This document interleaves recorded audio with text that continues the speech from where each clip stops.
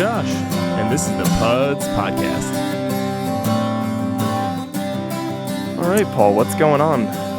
Puds intern number one, or the only Puds intern, I guess. And the only Puds intern, yeah. Oh, no, things are good, man. How about you?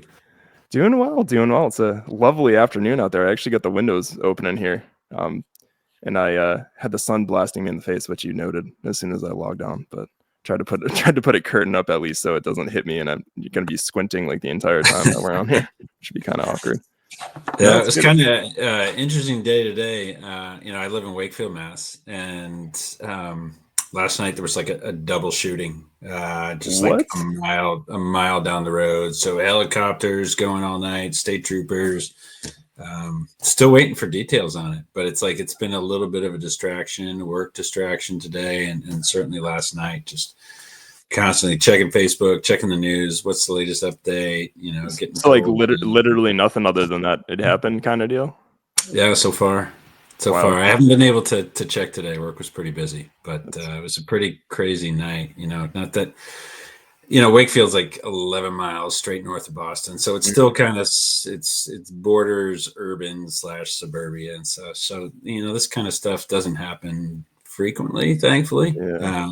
But it's still a shock. So they were out there patrolling for a long time last night. You could just hear the helicopters going all night looking for these guys. I'm sure that must have been great for your sleep last night. A little extra coffee, a little extra caffeine today. Yeah. Sure.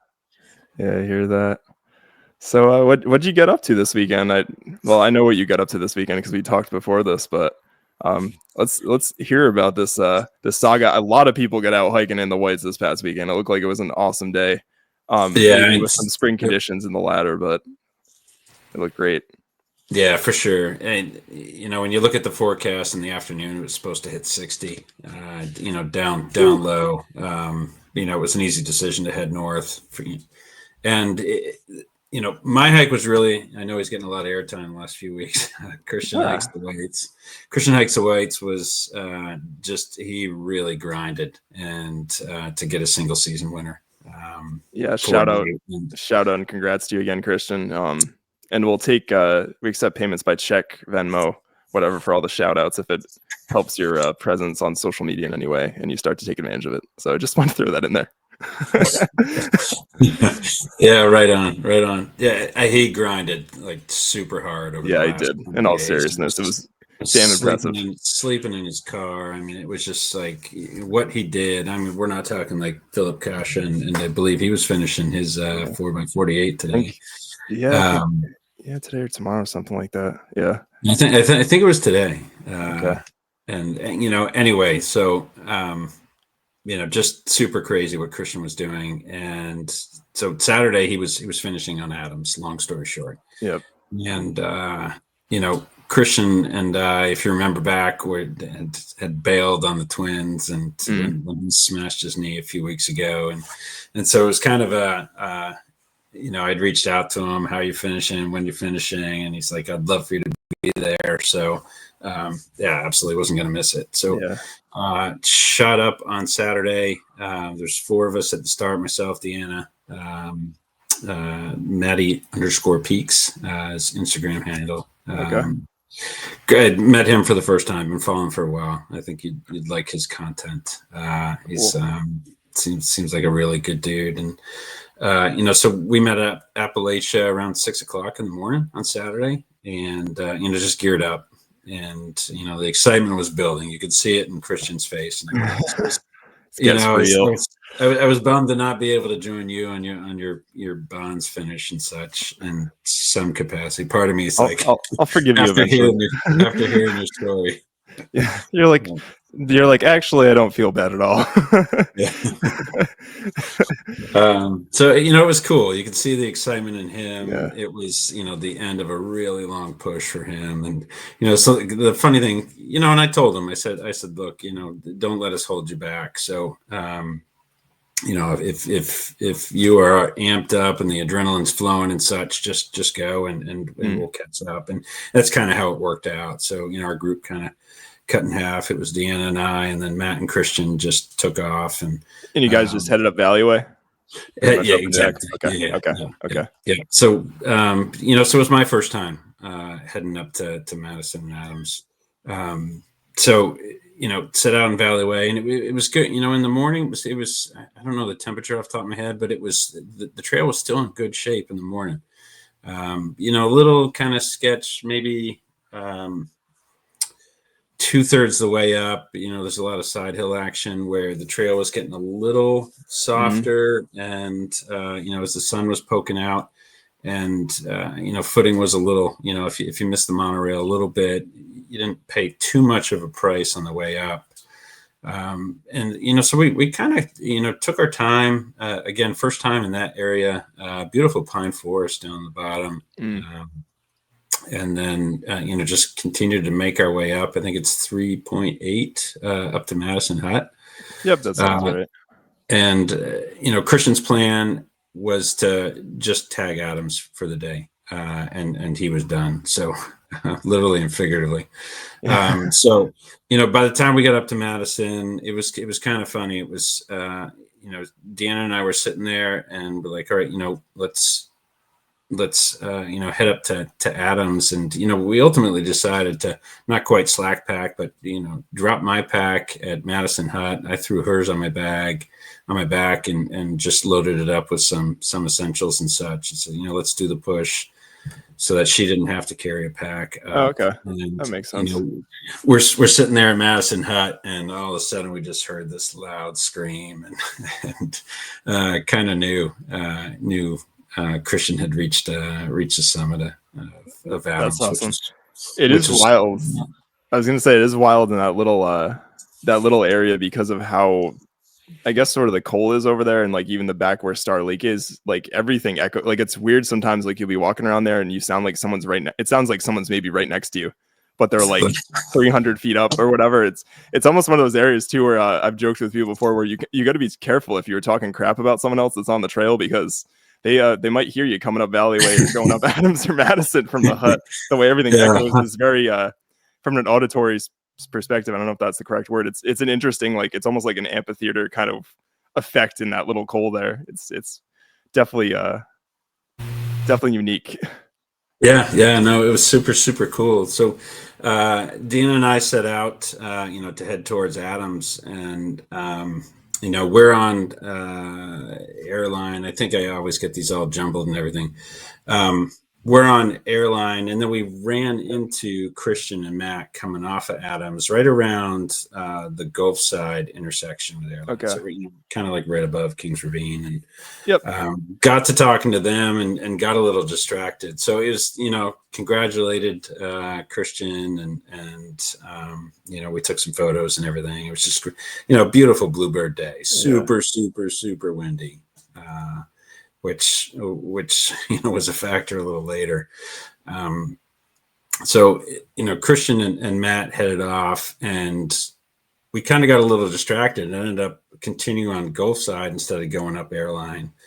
And I didn't realize it until we were maybe halfway to Lowe's Path, and I was like, oh shit, what do we do? Do we continue to Lowe's and go up, or do we backtrack to airline and go up airline, which is what we ended up doing.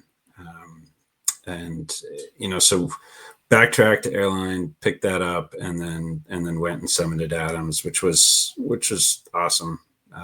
Beautiful summit. The 360 views are just ridiculous, and we had it to ourselves. We kind of missed the bubble, which was great. That's surprising. Like how nice it was up there that day. Yeah. It seemed like, the people that we ran into at Madison Hut seemed to grab Madison first and then come over to grab Adams. Yeah. But, when we were descending Adams, coming back down, we started to run into some more people. But, we took our time a little bit at the summit. The winds weren't too bad on Adams. Okay. Took some great photos and just kind of enjoyed the moment. And then started our descent back to Madison Hut, and that's pretty tough. All of that boulder hopping. And you guys, you guys basically went down airline from the summit. Correct. Okay. Correct. Yeah. I mean, I've only actually gone down Lowe's Path down the backside of Adams, but my like gut feeling is that it's a little bit more mellow to go up Lewis Path than Airline. Like that last half a mile up Airline, which I think it's funny because on the sign it's like, oh, it's only a half a mile away or something like that, or 0.8 or whatever it is. That's but it's wrong. That's it's got to be wrong. Yeah. Number one, I would be like, I always question the mileage on that thing. But number two, it must go up like another 1,200 feet. Like it just, right. It's pretty. I mean that whole area, like I know we were chatting about some of the different trails and stuff, but like Valley Way is the quote unquote easiest way to get up there.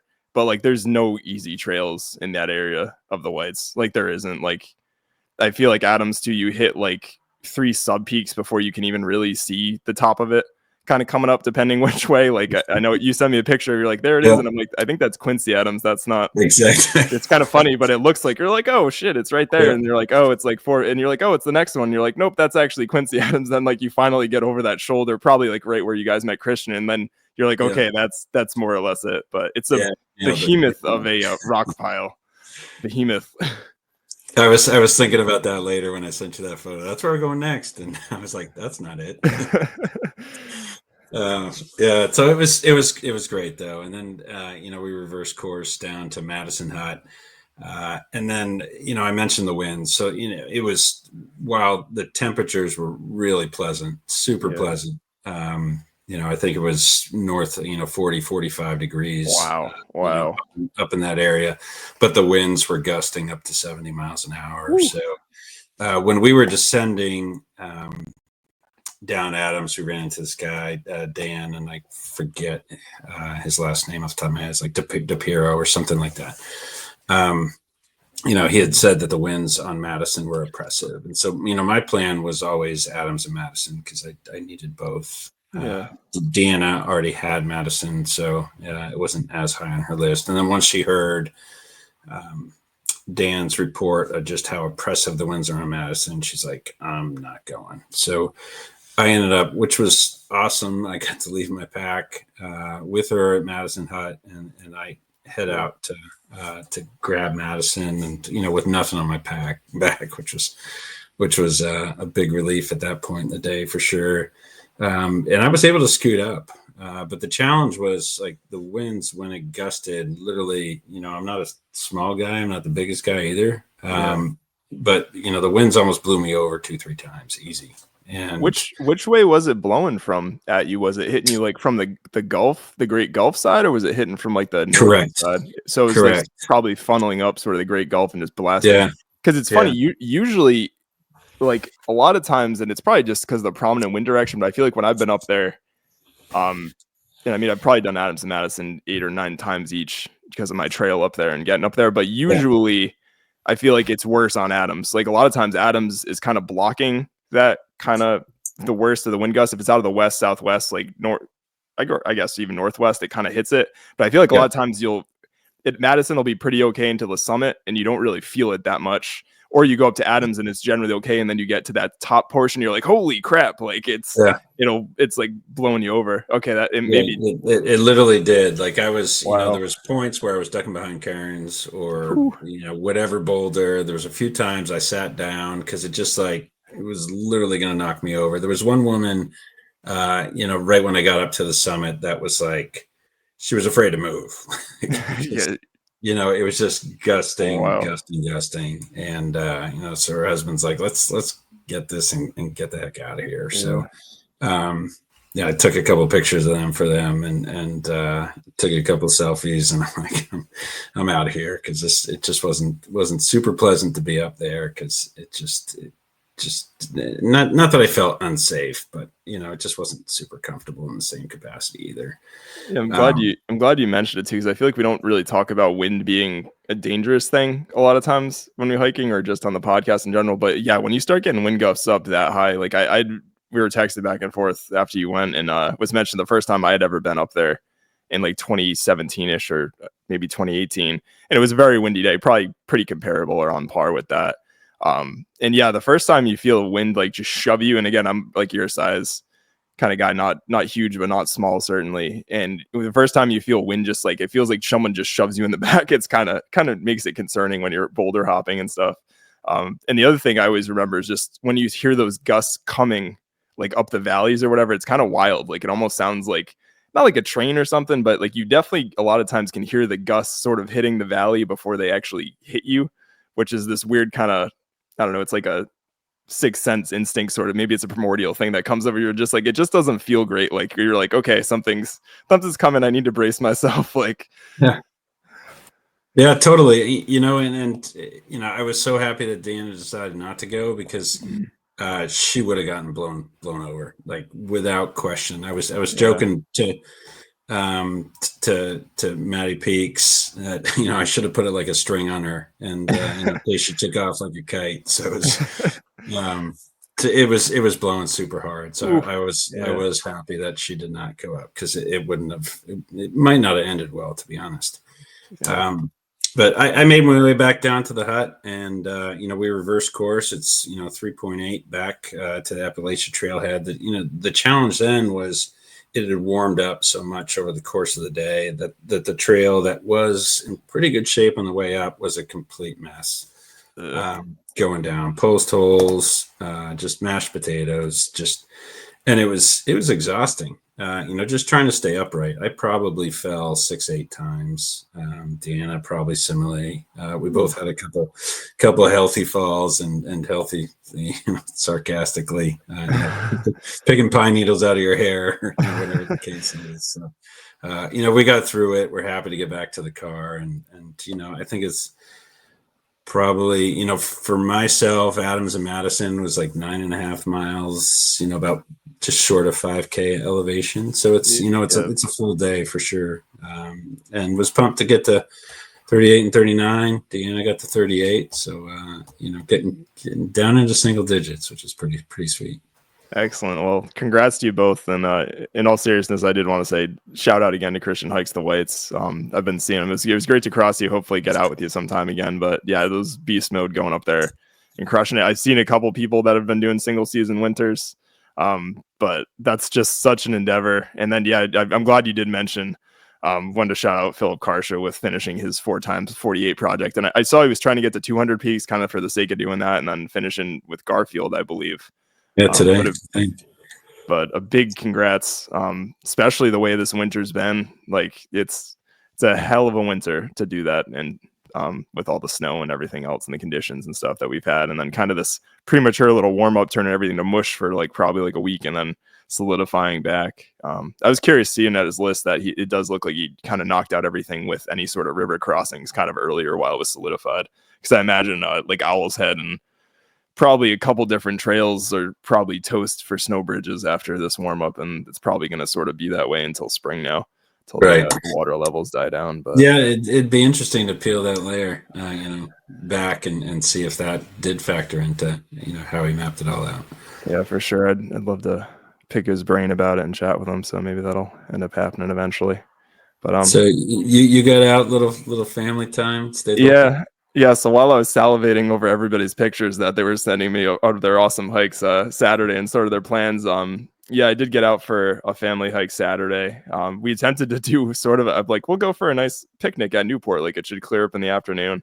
We went down to Satchwest Point Wildlife Refuge that we've done a few times and did like maybe a 2.5 mile loop there, and sort of had Rylan out. And she was funny. She like was pretty spunky earlier in the day on that hike. And then as the day went on, like we tried to go to Beaver Tail after stopping very briefly at Brenton Point for a picnic, which turned out to be about 15 minutes because it was about 42 degrees with no sun. So I think it was basically water temperature on the land. But by the time we got to Beaver Tail, she kind of seemed to have a fever and passed out. So we kind of pulled the plug on Beaver Tail, but just chilled there and hung out. But yeah, it was a good time. And that's all in the Newport area? Yeah. So Satchwest Point is on it's in Middletown, but the island of Newport, or Aquidneck Island proper. It's on like almost like the southeast corner, sort of on the Sakana River, across from like the Rhode Island side, that little piece of Rhode Island that's like not attached. Sure. So you can see across, but really pretty, a lot of different birds and stuff there.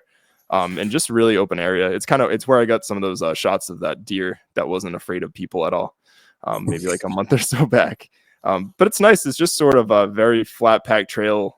Good place to go running or something. Like Ash was like, oh, you should go here at lunch. And I'm like, I can't drive 40 minutes to go here for a run, but maybe check it out some night and go down there. But that's nice. And then Beaver Tail, Brenton Point, sort of just the southern end of Newport, past like sort of all the mansions and stuff. There's a big park there. And then Beavertail is the southern point, where there's Beavertail Lighthouse of Jamestown. So, and actually, I don't know why this didn't jog my memory to now, but we also didn't realize it was the day of the St. Patrick's Day parade in Newport. Oh, wow.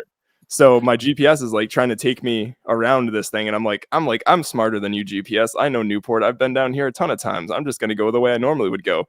And we found ourselves smack in the parade route at the very end of it.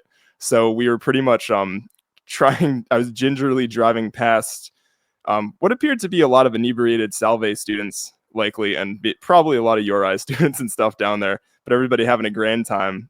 So that took us a little bit longer to get to Breton Point than I anticipated. But yeah, just food for thought. If you are down there and the GPS is telling you to dodge something on St. Patrick's Day weekend, maybe listen to the GPS and don't just be stubborn like me and end up going down there. Like, where are all these people? And I'm like, oh, they're all Shamrock. I'm like, oh my God, it's the parade. So I was like, I think it's tomorrow. I don't think it's Saturday, but yeah, it was definitely Saturday. But yeah, I mean, we had a fun time, and I did get out to my usual stomping grounds at Diamond Hill on like Friday morning and just tried to knock out some elevation gain to keep the legs fresh. But over there was like just muddy and mess. I kind of missed the ice and snow factor. So it was good to get out, but I'm stoked, and it was great to see everybody and all friends getting out there and grabbing some peaks, and you and Diana knocking a few more off. Certainly looked beautiful up there this weekend. So that was cool to see. Sure.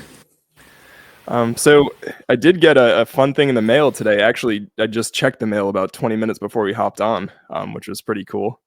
Got my winter 4,000 footer patch and acceptance letter. So I was pumped. Pretty pumped. Awesome. I can't believe how quickly they cranked that out for you.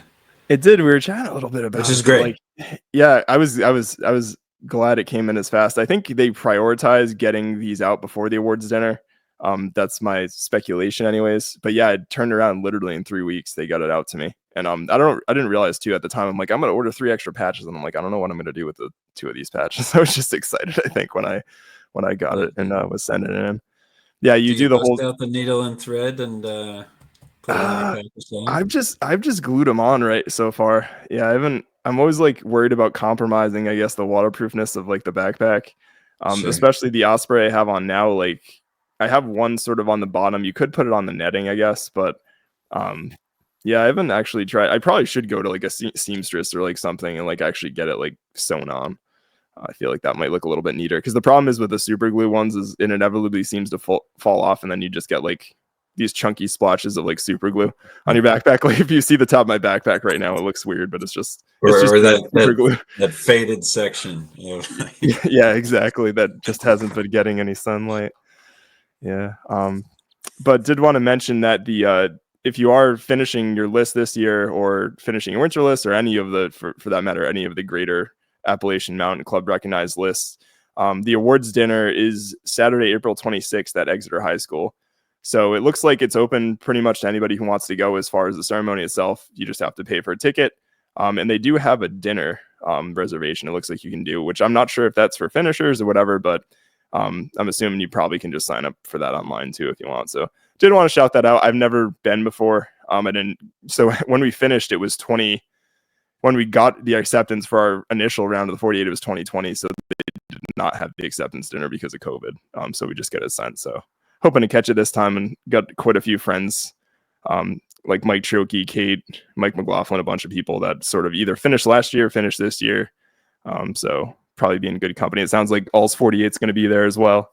So yeah. I'll have to pay you a visit, I guess, if you're there. But yeah, so it should be a fun time. And the Four-Legged Friends Awards too. Oh yeah, that's right. And they have the dog awards before the people awards outside, which is pretty neat. I always forget that you can do that. I think they can't get the 67 patch because of Baxter not allowing dogs, maybe, but yeah, doing your 48 with your dog is a pretty cool thing. So get to see all the cute canines that have finished their 48 as well. So should be a fun time. Absolutely. All right, Paul, are you ready to get the Nick's music moment? Let's let it rip. Okay.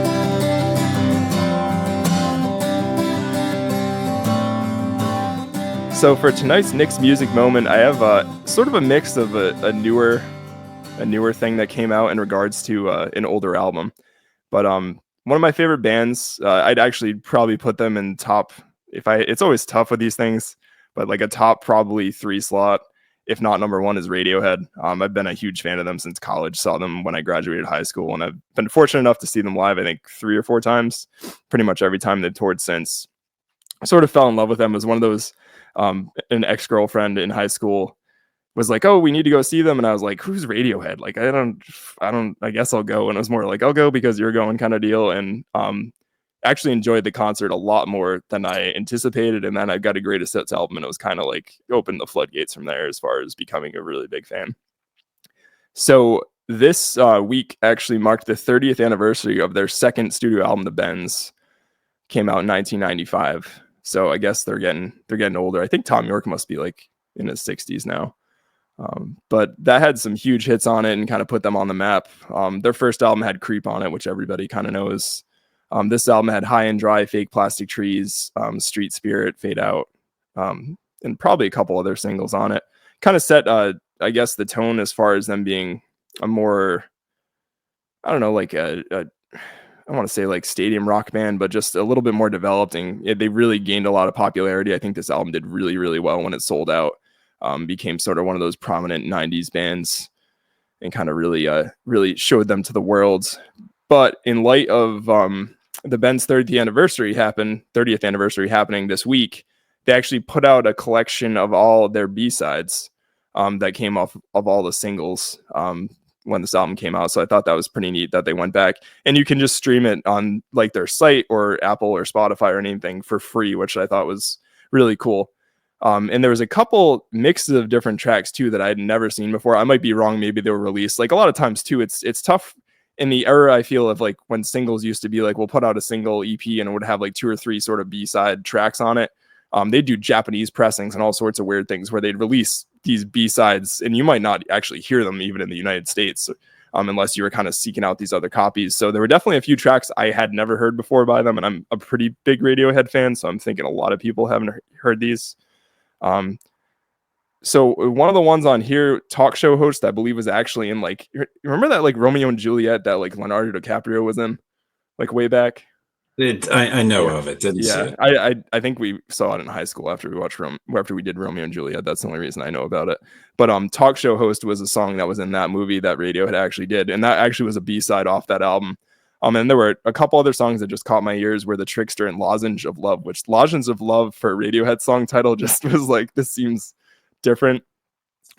But cool stuff. And I thought it was neat that they kind of went back and actually remastered these tracks and kind of put them out for free to the masses and sort of announced it. It's kind of exciting.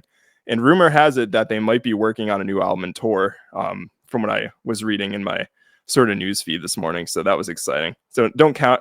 I mean, with Radiohead, you never want to like cross your fingers, your toes on all this stuff because it's all speculation. But they did set up like a new LLC, which they typically do when they're producing an album. And apparently they're going to have tour dates in Europe coming up into next year. So who knows? Then we'll get another Radiohead album. I'd be pretty excited. All right, Paul, do we have any Paulie's playlist selections for tonight? Yeah, I think we're in the same general ballpark vicinity. I'm not going to go anywhere near in depth as you do and busting through an entire wiki, but it's a band you and I have talked about a little bit in Alice in Chains. Oh yes. I went pun intended down in a hole the other day. Down in a hole. Exactly. Listen to a bunch of it was 2 albums, 2 EPs that I was kind of cranking through, both Dirt and Jar of Flies, and it brought me back to a lot of memories during that time. I mean, Dirt was 1992 and Jar of Flies was 94. So just a lot of great songs between the two. Like Dirt, my favorite tracks, Them Bones, Rooster, Down in a Hole, Wood, which I think originally came out in like movie soundtracks, singles. Okay. An Angry Chair. And then on Jar of Flies, the song that I think you should riff on at some point is Nutshell. Nutshell, No Excuses. I stay away. Yeah, I stay away. It's just some good jams on both of those albums. Definitely a band I kind of forget about and then go back to and really good stuff. Excellent. I'll have to go and actually listen to those. So I've listened to Greatest Hits, and like I think I have a couple, maybe like a live album that I've listened to, but I actually haven't gone back and just listened to their EPs like just front to back. So Yeah, I'm probably due to do that. the MTV Unplugged I have album that was one. really, really good. Yeah, it's kind of one of those bands too where I feel like sometimes like the acoustic thing isn't like that impressive. It's like, oh, they're just doing it acoustic, and then you have ones like theirs really sticks out to me where it's like they make it kind of its own thing. Like you can tell like they definitely put effort into making those songs sound good and Yeah. impressive in different ways. Before they did that, they weren't just like, yeah, like I'm just gonna play acoustic guitar and you'll just sing quieter and we'll just play like a muted drum set. Like it was neat. Yeah, that one was, there was a couple, that whole series was great. The MTV Unplugs. Probably my two favorite were that one and Stone Temple Pilots. Scott Weiland sitting in this giant rocking chair. It's unfortunately all these guys just died too early. Yeah, not the truth. Damn, a little heroin, but yeah. Oh man, this is what it is, I guess. But they left good art with the world, so that's kind of the encouraging thing. It'll be preserved forever. absolutely. I like their voices a lot. All right, Paul, you ready to get into our main guest tonight? Absolutely. Let's go. All right, let's do it.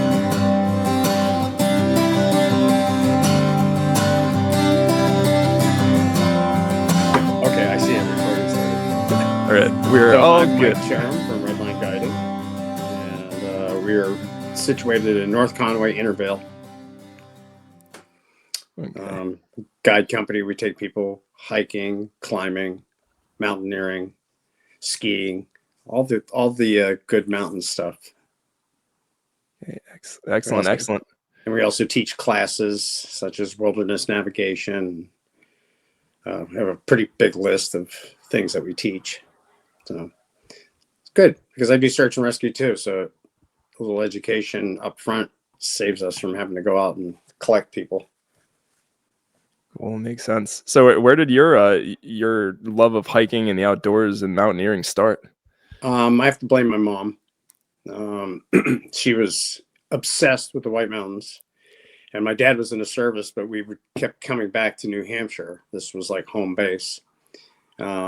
She didn't have much in the way of imagination.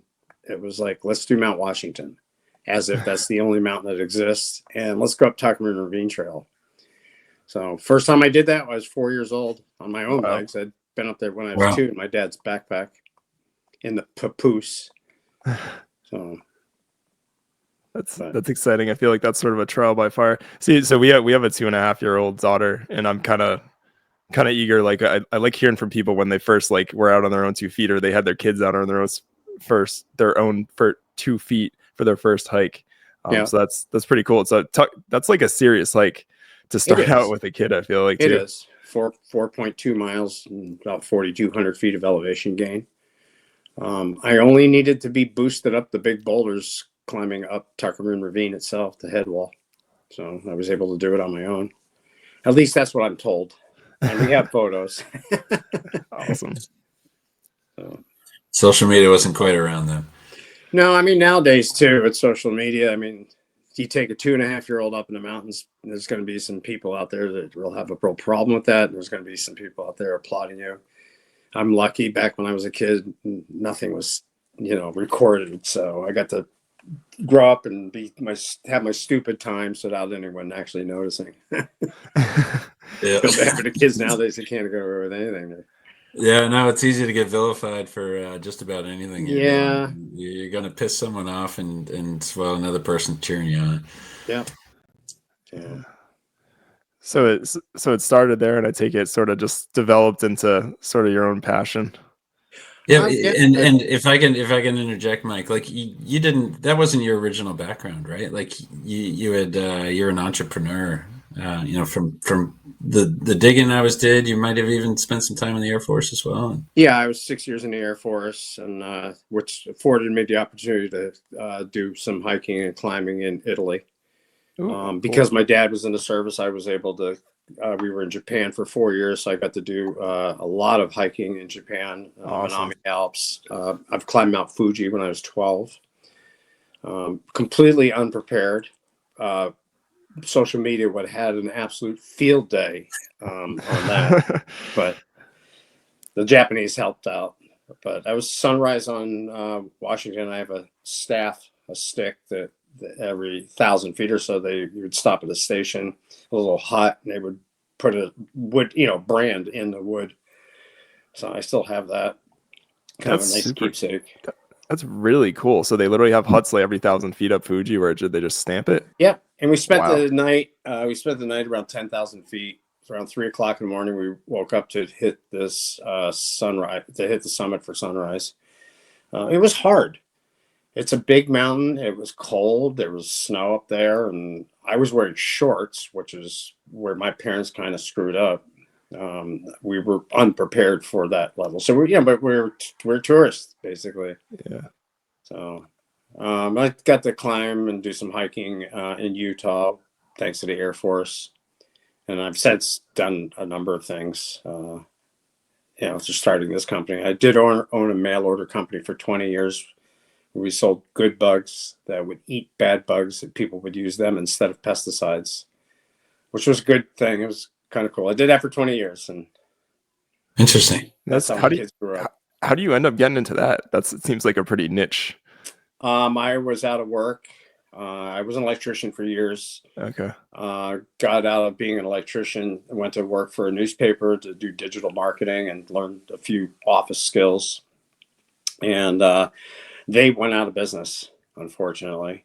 And I wanted to do something. So I built a greenhouse and said, I'm going to be a garden center. Awesome. And within the first year, I learned about biological pest controls, and that was much more well received than the typical garden center. And I ended up closing the doors. The greenhouse became a research station, and I just sold good bugs. And the first advertisement we did, the phone was ringing off the hook, and after about the 10th call, I had to stifle laughter. I was just elated for having something that was going to be successful. I had no idea how successful it was going to become. So I was able to do that full time and raise my kids and give them kind of a cool upbringing. Awesome. Man, I mean this in the best way too, but you seem sort of like a modern day Renaissance man, Mike. I gotta say, it seems like you've done a lot of different. Like, we're only 5 minutes in. I'm like, man, this guy's done a lot of different stuff. I used to get grief when I was a kid for that reason. Because of my parents, I had a lot of cool experiences, and if I spoke of them at elementary school age, there was some resentments. I used to get kind of bullied a little bit because of it. It's like, really. Not being a braggart or anything. I was lucky. I was able to do a lot of cool things. Like, damn it, Mike's talking about hiking Mount Fuji again. Yeah, exactly. We got Monadnock. Monadnock's quite the mountain.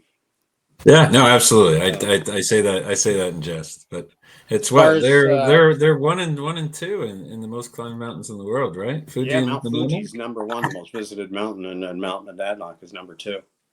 That's crazy. So, and you go up there at this time of the year when there's still ice and snow up high. It's even the easy trails on Monadnock can be pretty sketchy. Yeah, absolutely. A lot of carryouts. Yeah, I'm sure. I'm glad we don't work down there. It's like a 3-hour drive from up here. So you mentioned you're also involved with search and rescue before we probably get into the Redline stuff. Yeah, I'm a member of the Androscoggin Valley Search and Rescue Team. Okay. Been doing that for like 12 years, something like that. Awesome. Well, I'm always asked every year how long to introduce myself at meetings and stuff and say how long I've been doing it. It's like, I think 12. Yeah. Throw a number at it. See what works. Yeah. We're not going to call you on it, certainly. So appreciate it. Thank you, first of all, for being part of ABSAR. That's really awesome. I mean, we greatly appreciate our search and rescue folks out there in the Whites, to say the least. Especially the way they work with Fish and Game, and sort of I always find it really fascinating how all the organizations sort of work and everybody sort of plays together to be able to accomplish sort of these rescues and things like that up there. Yeah, it's really interesting. My recent I was recently, I want to say, admitted to the board of directors for the New Hampshire Outdoor Council. Okay. So I'm going to start attending their meetings, and they kind of oversee the funding for a lot of the search and rescue organizations for equipment needed and stuff. So they asked me if I wanted to do it. I was like, I'm absolutely honored to be part of something like that. So that's it. I always had that sort of the question, I guess, floating in my back of my mind. Is the outdoor council just made up of, or council? I said council and whatever. Council made up of. Is it made up of just like sort of heads or more experienced folks of each of the search and rescue teams, and also like fish and game, or how does that actually come together? There's a few organizations like the AMC is. I think they have a person on the board. Fish and game. Some of the rescue organizations, not all of them. Okay. And of course, if there's something like a funding for AFSAR, I would just recuse myself from voting in those situations where there might be a conflict of interest. So, okay. But yeah, I haven't been to my first meeting yet. This is very recent that I was asked if I wanted to do it, and then they voted, and I was voted on the board unanimously. So congratulations. Yeah, congrats. Thanks. I'm just like, it's a feather in my cap. I really kind of, it's like, you sure you want me, guys? Great. Cool. So tell us about Redline Guiding. How did that sort of come to be? I worked for another company in the Valley as a mountain guide for about 4 years, and just became I had sold my mail order company, and I had funded this transformation in my life with an allowance basically that I was getting every month from the sale of my company. And when that was petering out, I went to the company that I was working for here in the White Mountains and asked if I could get more money, and I didn't. So and not that they did make an offer, but it was kind of a ridiculous offer. So I was kind of in a situation. It's like, all right, I need to do something. I didn't really want to start a company because it's a lot of work. I spend copious amounts of time basically in front of a computer. So it's kind of, comes with the territory. There's good and bad to running a business. The bad is, you are to blame for everything that goes wrong. And the good is that, at least in theory, you can make a little bit more money. I haven't really seen that yet, but I do make ends meet, which is really all I need, I suppose. So, but I enjoy it. We have a great reputation we've earned, and it's I'm part of the reason for that, but by all means, I'm not the only reason. I have a fantastic team of some really dedicated people that are my guides, and they teach, and they are passionate about what they do, and it's a lot of fun. It's I have them to thank for our reputation, because they're the ones out there face to face with people, which I do miss that part of guiding. When I was taking people up Mount Washington regularly, there's a certain bonding that takes place on that mountain, and I really don't have that anymore. So now I'm just the office guy. You know what I mean? Yeah. I don't have that face-to-face interaction with people. I do teach, but it's different teaching a class versus climbing Mount Washington or doing some adventure together. I think the bond formed by partaking in an adventure together is far stronger than I'm going to get from a teaching capacity.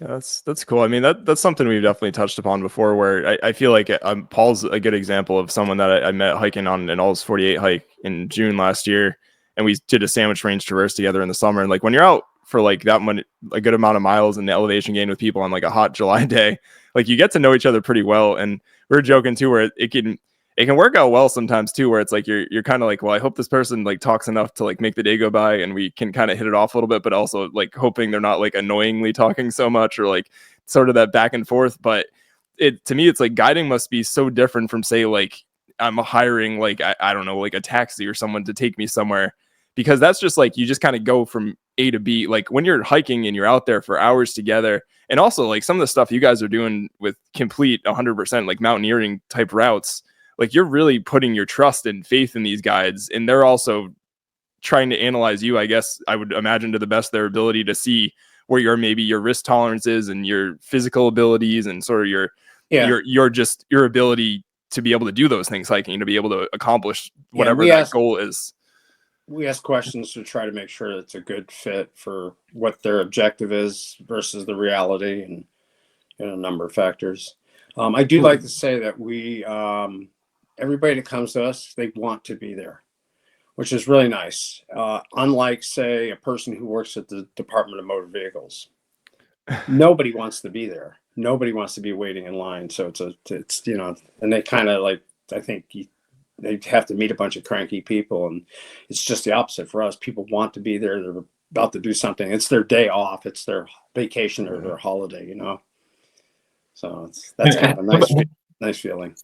Sure. How about your guides? Are they full time? Are they part time? Like, what are you looking for They are all contractors. Is there specific niches you're trying to fill? And they're all contractors, and they all have their own specialties. So like backcountry skiing's real popular right now. I have a couple of guides that I can call on to do that. And there's a couple more guides that I would call on to do that, but I have people that aren't available right now for various reasons. So, but I have climbers and hikers, and the climbers don't necessarily want to hike, and the hikers don't have the skill or the foundational background to climb per se, other than, scramble. But to use ropes and set up belays and stuff like that. So I see. You have kind of like your superhero hall of fame, so to speak. Someone is reaching out to you saying, I want to do XYZ, and you're like, I tab this person who's got the expertise in that area. Yeah, and I can reach all of my guides at the same time and ask them, hey guys, we have something coming up. Does anybody want to volunteer? But most of the time I don't actually do that. I reach out to them as individuals, because I just get a sense for the guide and we call them guests, but the client, if you will. I kind of get a sense for who would be best to provide the maximum, the best possible experience. So. No, out of you guys offer all sorts of stuff, from I know all these climbing routes to weddings. Like, how is it if they're approaching you? Is it mostly like hikers approaching you? Is it mostly climbers or people looking into mountaineering? Or mountaineering in the wintertime, ice climbing? Okay. Mostly hikers, I guess, and that was always our foundation. Okay. Is built on hiking. We were a bunch of people who hiked. Really were passionate about hiking, and a few of us had climbing skills. That's kind of how it started. So, and as far, I know it's a pretty open book too, as far as what they can do. I know you have some pre-offered routes. I think like one that caught my eye when I looked was like the Adams Slide route, which seemed pretty neat. I know the history of that trail I found really interesting, with it being at the time the steepest trail in the Whites when it did exist as a formal trail. Yeah. But is it sort of is it open-ended where people come to you with routes, or do you have sort of pre-selected, like you can do these things, or is it a mix? Both. Okay. We have people that are working on lists that need certain peaks. We have people that just want to get out there and hike. They don't really care what we're hiking.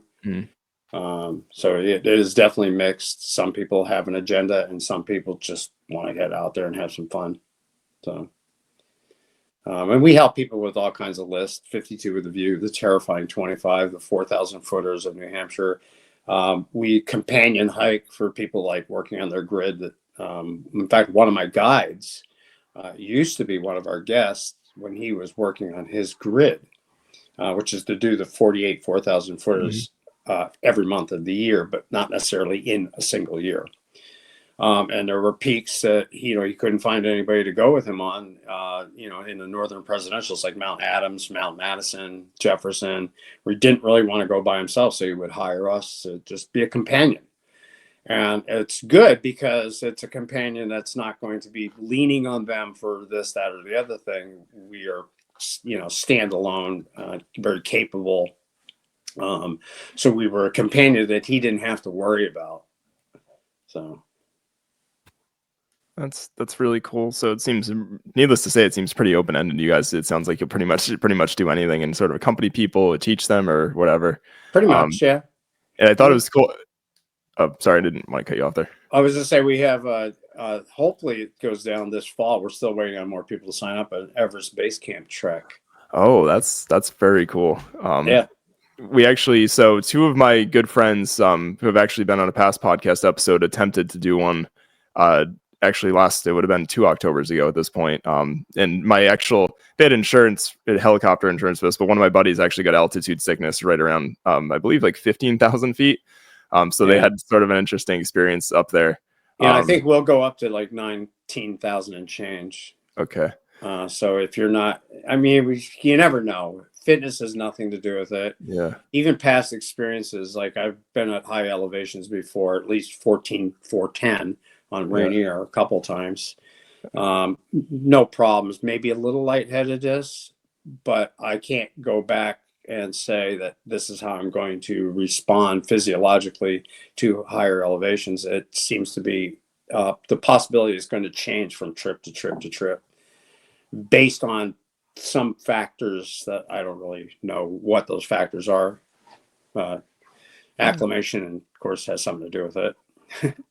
Yeah, that's pretty wild. I mean, you mentioned hiking out west. I mean, the only hiking I've done out west is me and my wife did San Jacinto, which is almost up to like 11,000. But we took the tram up, to be fair, which I don't know if that, like, we didn't notice the hiking as much. We noticed more the mushy snow rather than it was around April of last year. But it was definitely one of those things where I'm like, I know too, it's not like we're at 14,000, but I could tell even at, I think it's almost around 11,000 feet at the summit.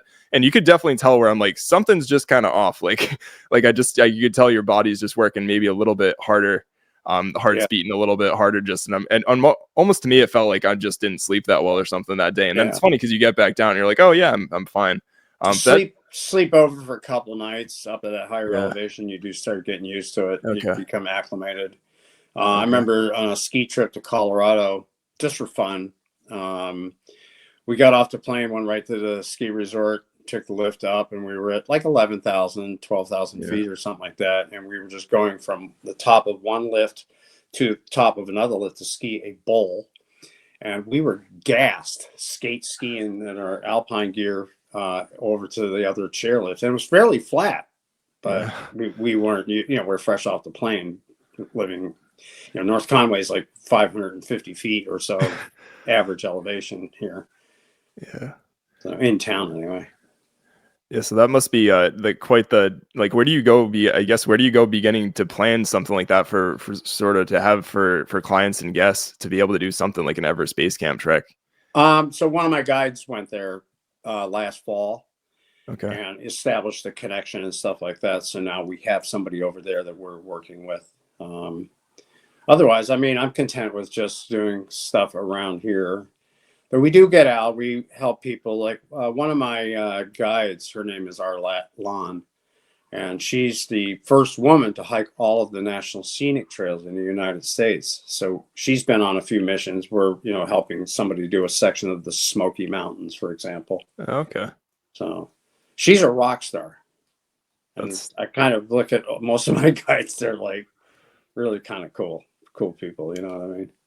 Yeah, I think is Mike Masel one of your guys too? Yeah.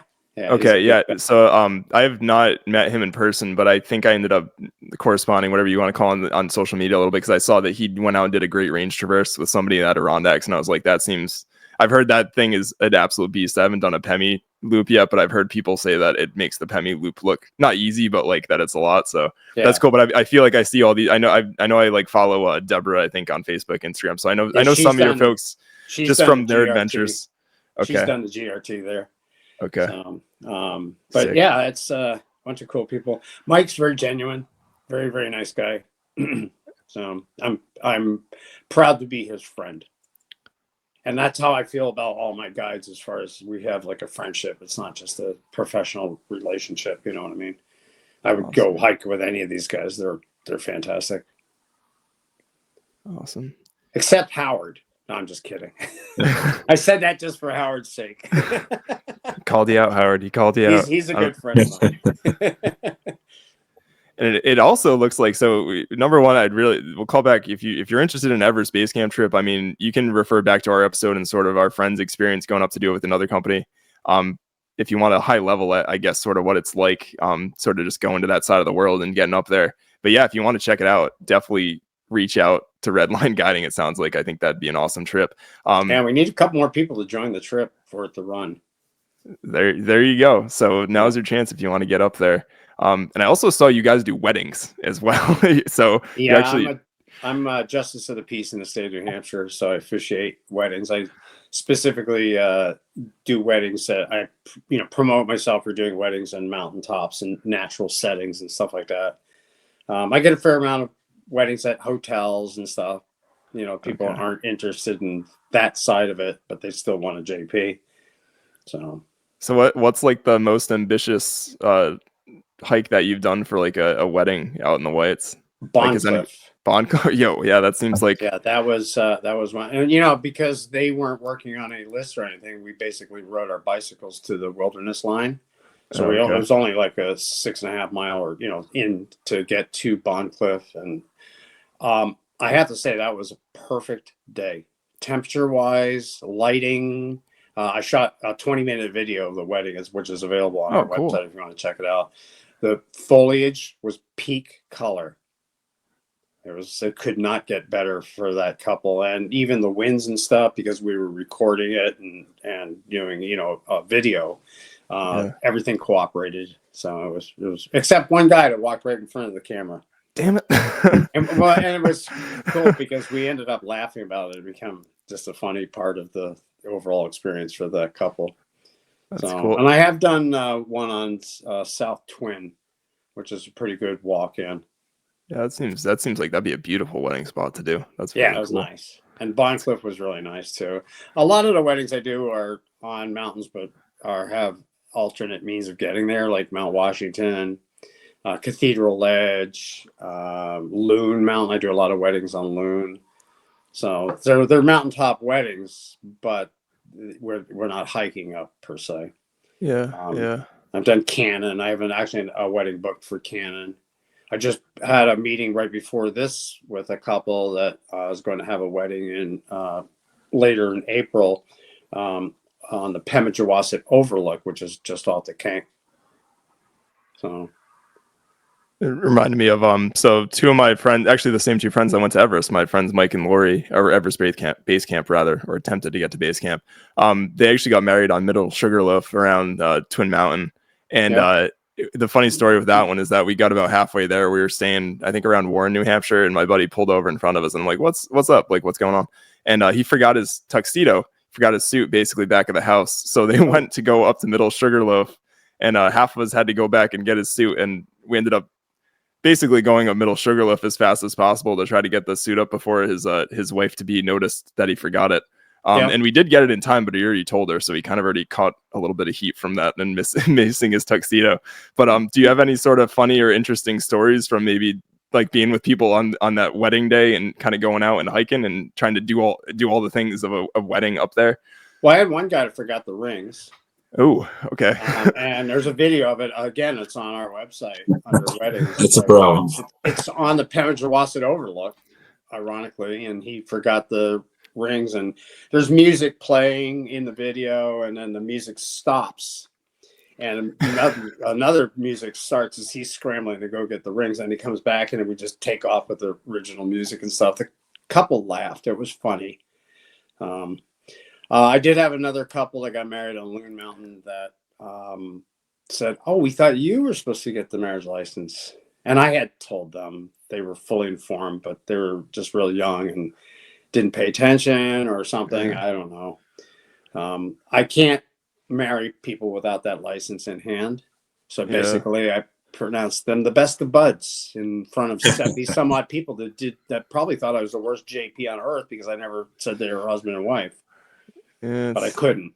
Yeah, I mean, it's legality. Like I get that. I remember it's funny too with some of those towns where I know you get married. Like when they got married in Carolyn, like their friend our friend that officiated the wedding was like looking at the town hall hours to try to get sort of that license done. And they were like they were super. It was like 9 to 1 o'clock on like Monday through Wednesday or something like that. Yeah. So it was funny to watch them be like, "We're going today. We got to get it done. We got to get this legitimized right now." Yeah, I tell people always to call the town hall. You can pick up a license at any town hall in the state of New Hampshire, but they're not all created equal. Some have some weird hours, like, oh, Mabel does that. She's only available Tuesday evenings. Yeah. So I always tell people to call, dot their I's, cross their T's, so they don't have any issues. So call first, then go to the town hall. That's funny. And people have a prior marriage. There's additional steps that they need to do. So but when people sign up for a wedding, they do so on our website usually. And I have a meeting with them, just like I did tonight. And we go over all of that so that they know exactly what to expect. They know exactly what they need to do. And I don't really put much on them. It's their day. They can have it however they want, but I want to make sure that they're successful at getting that, everything done the right way. So there you go. Make sure you do the paperwork so you can actually get married. So if you have Mike officiating up there, he's not pronouncing you best of buds, which might not go over well depending on what crowd you're in front of. I'd find it funny, but I think some other people might not find it as funny. And I'm glad you mentioned might get thrown off the Pemmy overlook. Yeah. What was that? So you might get thrown off the Pemmy overlook. Yeah. So I'm glad you. Weird name since it doesn't overlook the Pemmy at all. Yeah, it is kind of a weird. Yeah, it is a little strange that I'm trying to think where that is. It's like the middle of the Kank, sort of, right? Where that Pemmy overlook is like after it's on the Pass. Lincoln side, right at basically the height of land. Okay. Like 2,800 feet or whatever it is up there. Okay. I think it might be called that because I'm not positive, but I think you can see Mount Pemigewasset from that overlook. Even though it doesn't show you, it doesn't overlook the Pemigewasset Wilderness and it doesn't overlook the Pemigewasset River. But I think Mount Pemigewasset might be visible from that location. Gotcha. But don't quote me on that. Oops. Gotcha. This is a podcast. I guess it's going to get out. Too late. Gotcha. Well, we'll do some research. Yeah, careful editing, please. Yeah. So I'm glad you brought up your website, but I was poking around. You guys have just a plethora of good information on hiking in general. Like even if you're not going out with you guys, like it was looking at all sort of gear recommendations and just things like don't wear cotton. Like it's awesome. Like I would just shout out just as a general, just I guess sort of a little mini encyclopedia really of hiking and like what to take with you guys. Like your website is just an awesome resource. Like it's one of the more like I put together sort of concentrated little blips of sort of information, I think really specific to hiking the whites, which is really neat. And I did notice too, I know we touched upon with your guides sort of the adventures you can do out there, which is super open-ended, but you guys also do like educational classes and things like that too, right? Yep. Yeah. We teach wilderness navigation, wilderness first aid, glacier skills. Even though we don't have glaciers around here, we are able to still teach what people need to know about crevasse rescue and stuff like that. So, and some of it's just like a hiking intro where we have a half day sit down in a classroom and we go over things. We go over the gear and preparation and, and everything that you need to go. And then we just do a short hike in the afternoon, put some of that together. And, we teach L&T, which is leave no trace. A lot of classes. And there's a lot of articles in our blog that are meant to be educational articles, which helps us in a couple different ways. Not only does it inform people, but it helps us with the indexing of the website and stuff to provide quality content like that. That's all I refer to as SEO, but I don't write with that in mind. I just write with what I want to write. And we have a fiction category, which has a couple of articles in there, mostly like April 1st type stuff, which is something I live. I didn't stumble upon that. I'll have to go find that now. No, I didn't find it either. I went down in the rabbit hole for a while. Yeah, a couple of them that I did were really popular. One was called Number 49, and it was trying to convince people that Southwest Twin was the way it was measured, that we found out with LiDAR and stuff that it was 48. And I had Steve over in his bookstore in Lincoln. I'm blanking. Mountain Wanderer bookstore. And so he was in cahoots with that. But that was that's awesome. You got Steve in on it. That's awesome. Oh, yeah. That's fantastic. And I knew I had arrived, so to speak, when someone approached me that evening. They said, "Did you hear there's a 49th 4,000 footer?" It's like, yeah, I heard. Southwest Twin. And then another one was during COVID. I had more time to be creative, and I wrote an article called Home in the Forest. And it's about me out in somewhere in the Whites bushwhacking and encountering basically a village of people with Walmart tents and all this that were there because of COVID. They were actually from South Florida and come up here. And a lot of people believed that, especially when it was republished by the Vibe magazine in the summer. A couple of years later, where I actually got some hate mail from people who were upset that I didn't turn these people in.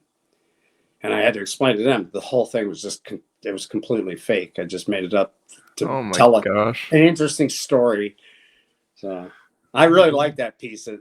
I think it reads well. So I do fancy myself as a writer. Okay. Someday I may arrive there. Very cool. I saw you do it. You guys have like a blog sort of on, it seems like, with just posts. Are you doing sort of all that as well? Or? Yeah, I write all the articles. Okay. Though sometimes the guys will chip in their summaries because some of them write really well. Mike Maciel will do that. He'll often provide like his own take on the thing, and I'll publish that in addition to the photos that they take and stuff like that. We try to document most of our trips. We aren't consistent on it with classes. It's hard to write about classes because it's a little boring because it's the same thing over and over again. Whereas an adventure always has its own twists and turns.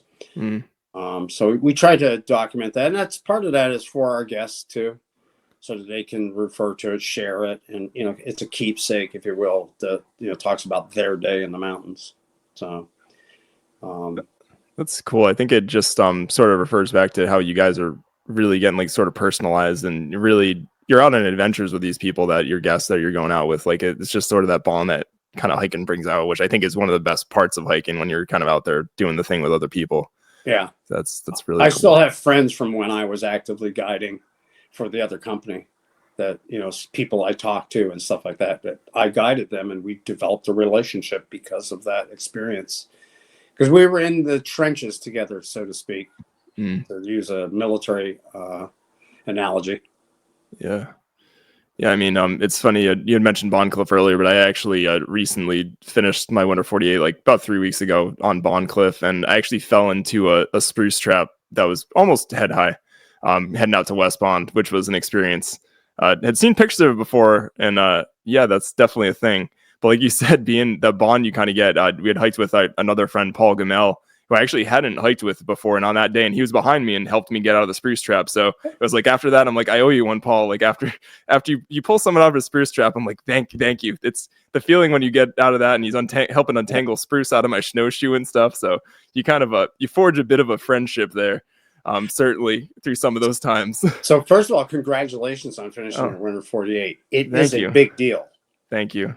It's just to get up there and get early in the morning, and it's a lot to it. Thank you. But I had finished my 48, and I hiked with a good friend of mine, Bill Robichaud. We've been friends for years, and he always had a saying about spruce traps. He says that a friend will help you out of a spruce trap, but he says a good friend will take your picture and laugh first. That's funny. So that was literally, it's funny you mentioned that, because I actually was asking him, like, did anybody get a picture? And then I was also kind of like, nobody got a picture. We did get a picture of someone in like a waist shoulder deep one later that day, so I could at least show people like I wasn't BSing or anything. But I was, in retrospect, I was like, okay, I guess I was kind of glad you guys were genuinely concerned for my safety and pulling me out before. But I'm like, nobody got a picture? It's really important, you know, and that kind of drives the message home that you shouldn't be out there by yourself in the wintertime. You fall in a spruce trap, if you don't have help getting out, you might not be able to make it out. Yeah.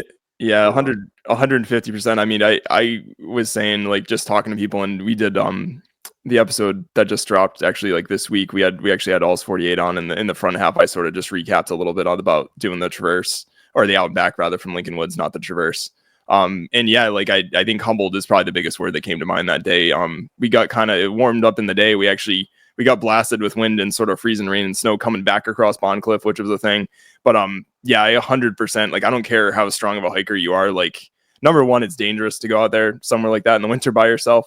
But number two, like, yeah, if I was in that spruce, I imagine I probably could have gotten myself out of it, but I would not have had energy to go to West Bond, and probably not a healthy amount of energy to go back and do the whole day. Like, it would have been flat out dangerous and stupid to a degree. I mean, but I was really humbled by just having the people that kind of were hiking with me. I'm fortunate I've made some great friends, especially winter hiking out there.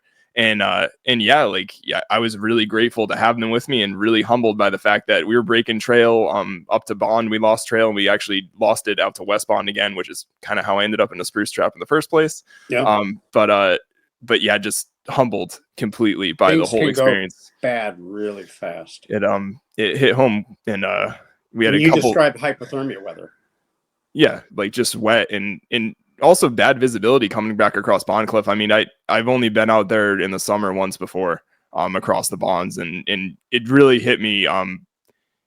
Again, this just speaks that I just inexperienced in hiking in the winter, but it hit me. I'm like, oh shit, like, this is how people end up in those situations. Like, this is how it happens. And it really complete. I mean, obviously I was great, like, happy with the day. Like, it was a great time.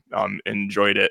Albeit a bit long, but it really humbled me more so than I would say any hike I've done in recent memory, for sure, as far as what Mother Nature and what the snow can do in those conditions. Yeah, not to go too much into that, but it really drove home, and kind of like you were saying, like, you shouldn't be doing that alone in the winter.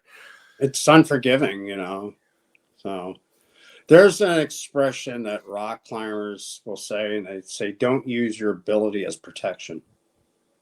So in other words, you can free solo and you can be really dial in, but you're still going to use a rope. You're still going to tie in. You're still going to have anchors. You're still going to use actual gear as protection, and not use your ability, not be completely reliant on that.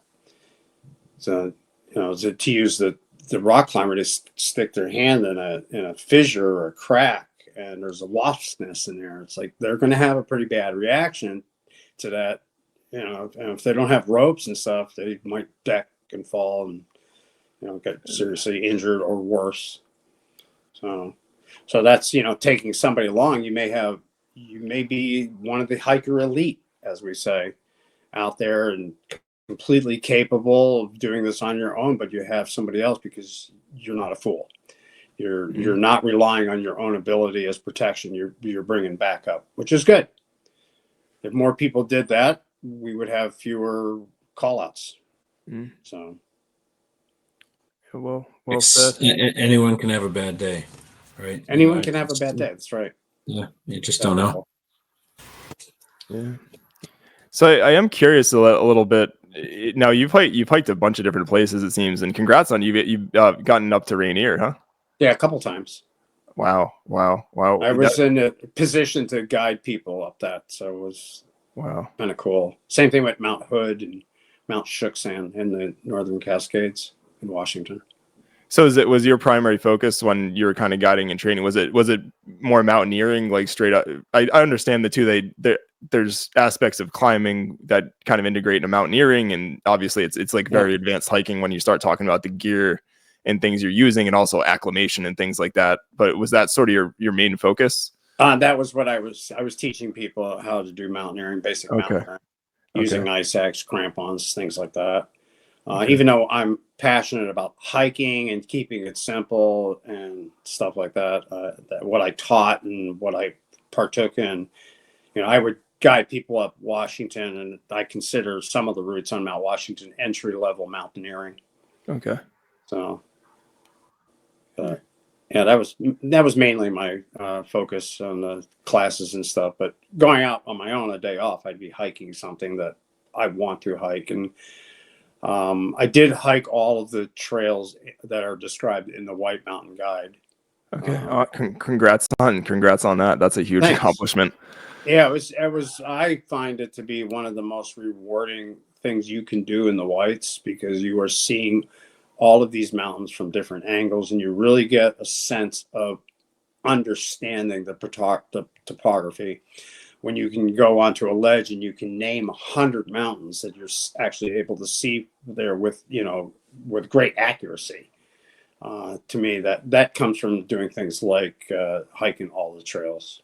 I don't want to get into the naming of that for political reasons. Yeah, no, yeah, understood. I hear you there. But that's either way, whatever you want to call it, that's a hell of an accomplishment. That's excellent. Someone told me what the number of total miles that is. When I did it, was based on the 29th edition. It was 1,440 miles. But you have to know that doing that is not that mileage. It's probably double that mileage. Because if you take a simple out and back trail, say it's 3 miles, well, guess what? You have a 6-mile day because you got to get back. Right. Because they say the summit is only halfway. I've told people that on Mount Washington before and had them looked up, which I've always found amusing. And, you throw road closures in, and whatever is going on. It's I'm sure it moves that needle up quick. Yeah, it does. It does change things as far as the actual mileage. And there's a lot of repeats that's just unavoidable. You have a loop, right? A line going through it. And it's like, all right, I'm going to repeat something. And sometimes the real hardcore people are really dialed in with saving and stuff like that. They're actually going to run the numbers. I never used to do that. We just would pick that seems like a good way to go. So. But now that all those, I'm not working on any lists. And it's free because I can just go out there and I hike now what I want to hike. Whatever floats my boat, as they say. Okay. Yeah, that was going to be my question, is if you kind of fell in, if you gridded, or if that's sort of what's going on, or just did the 48. Yeah, I've never gridded. I don't actually have an interest. I do keep track. Yeah. But I don't have an interest in actually finishing that list, or it's just to just do the same mountains over and over and over again. So yeah, of course I'm saying this after the winter 48, but I'm gonna try to be, I'm tentatively working on seasonal, and I'd love to do like the Northeast 115. I've hiked out in the Adirondacks a bit, but in the 67, the New England 67 is the only list that I'm forbidden without my best hiking partner and wife. I can't go up any of the new peaks without her on any of those. They're like the off limit peaks. So but I'm done the 67 in the 3 seasons. I've never done the 67 in winter. Okay. Never hiked in the Adirondacks. I have yet to go over there and do that. Yeah, but I'm interested. It looks gorgeous. Some of the trails and some of the pictures I've seen and stuff.